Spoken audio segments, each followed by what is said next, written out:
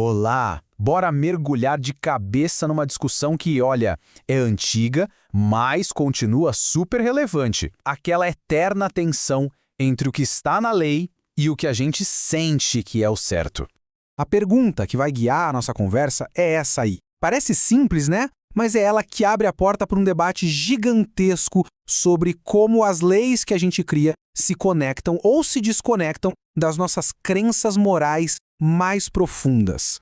Então, vamos lá. Esse aqui é o nosso mapa. A gente começa com o básico, essa briga entre lei e moral. Depois, a gente vê como Kant botou a moralidade lá no topo de tudo. Aí vem Habermas com uma ideia de parceria e a teoria super prática de Alexis. E o mais legal, vamos ver a crítica que ele levou do próprio professor. Para fechar, a gente entende como tudo isso afeta o direito hoje em dia. Primeira parada, lei versus moral. É bem aqui que a história começa, nesse embate fundamental entre dois sistemas que tentam guiar o nosso comportamento e que muitas vezes nos puxam para lados diferentes. E aqui está um ponto-chave. Os dois sistemas tentam nos obrigar a fazer as coisas de um certo jeito. A grande diferença está na arma que cada um usa. O direito, ele vem com a força do Estado, polícia, tribunais, a possibilidade de punição real, oficial. Já a moral, ela atua de um jeito mais sutil, por dentro. É a pressão da nossa própria consciência e o medo do que a sociedade vai pensar. Agora, vamos para o nosso primeiro grande pensador nessa jornada, Immanuel Kant. Ele chegou e colocou ordem na casa, com uma hierarquia bem clara para essa relação. Para Kant, a coisa era preto no branco. A moralidade vem primeiro, está no topo. Pensa assim, o direito está preocupado com o que a gente faz, com a nossa ação no mundo. Já a moralidade, ela quer saber o porquê a gente faz. É a intenção, a motivação interna que conta. Por isso, para ele, uma lei só podia ser considerada justa se ela tivesse nascido de um princípio moral verdadeiro. Pois é, mas aí vem um outro filósofo, muito tempo depois, Jürgen Habermas, e ele pega essa ideia do Kant e vira tudo de cabeça para baixo, de um jeito muito interessante. Esse quadro aqui mostra a virada de chave perfeitamente. Com Kant, a gente tinha uma rua de mão única. A moral mandava e o direito obedecia. Habermas transforma isso numa parceria, numa via de mão dupla. Não tem mais essa de um ser superior ao outro. Agora eles são parceiros que precisam um do outro para a coisa toda funcionar. Então, a lógica de Habermas é a seguinte: a moral é o que faz a gente olhar para uma lei e pensar, ok, isso é justo, ela dá legitimidade.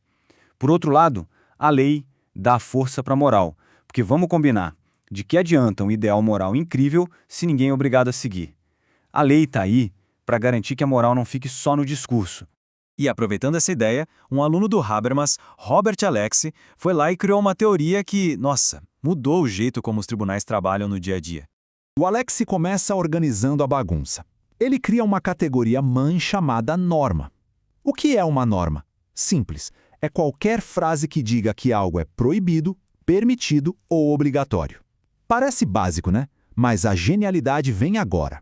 É aqui que está o pulo do gato. Dentro das normas, a gente tem dois tipos, as regras e os princípios. As regras são tipo um interruptor de luz, ou está ligado ou está desligado. Ou a regra se aplica ou não se aplica, sem meio termo. Já os princípios, eles são como um botão de volume, um dimmer. Você não liga ou desliga, você ajusta. Eles precisam ser realizados na maior medida possível, o que exige um equilíbrio delicado.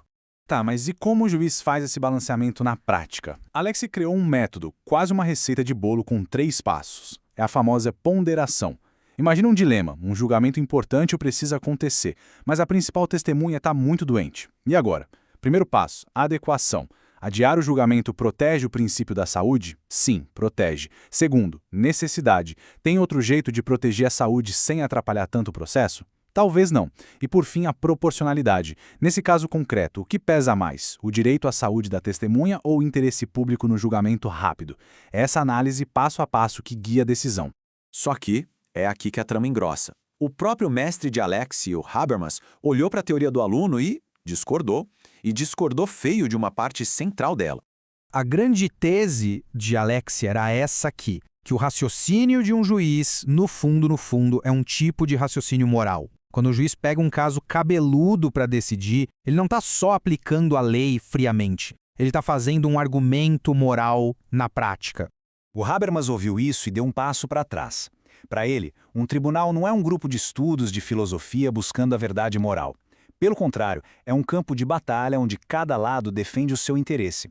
E dá a um juiz o poder de decidir com base na sua própria moral, isso borra a fronteira entre quem julga e quem faz a lei, o que é um perigo para a separação de poderes. A autoridade da lei para o Habermas tem que vir da democracia, do povo, e não da cabeça de um juiz que ninguém elegeu. Certo. Mas por que toda essa discussão filosófica importa tanto hoje? A resposta está numa virada de chave gigantesca no direito, um movimento chamado neoconstitucionalismo. Esse movimento surgiu principalmente depois da Segunda Guerra Mundial e mudou o jogo completamente. A ideia foi colocar as constituições, agora cheias de valores morais como dignidade da pessoa humana, bem no centro de todo o sistema de leis. O direito não era mais só um monte de regra técnica. E aí, olha o que acontece no mundo real. Nesse novo cenário, a grande estrela passa a ser o juiz. É ele quem tem a tarefa de pegar esses princípios morais super abertos e aplicar nos casos concretos. E a teoria do Alexis, com a ponderação de princípios, caiu como uma luva. Virou basicamente o manual de instruções dos juízes dessa nova era. E com isso, a gente volta para o começo, mas com uma pergunta muito mais afiada e muito mais real, que define o direito no mundo todo hoje em dia.